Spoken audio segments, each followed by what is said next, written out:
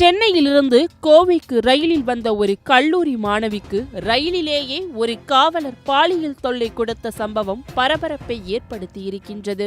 அதாவது கோவை ஆர்எஸ்புரம் காவல் நிலையத்தில் காவலராக வேலை பார்த்து வந்த ஷேக் முகமது பாதுகாப்பு பணிக்காக சென்னை போயிட்டு கடந்த சனிக்கிழமை இன்டர்சிட்டி ரயிலில் கோவை திரும்பி வந்துள்ளார்.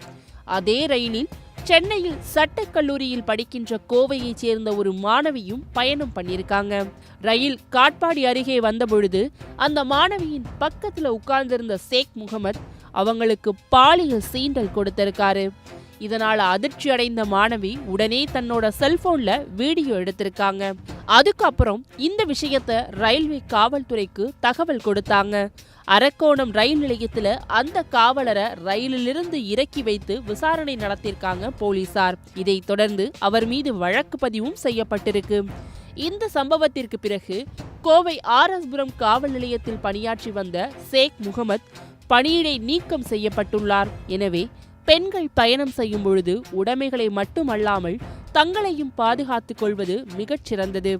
எந்த ஒரு அசம்பாவிதம் நடந்தாலும் பெண்கள் அந்த இடத்தில் தைரியமாக எதிர்கொள்ள வேண்டும்.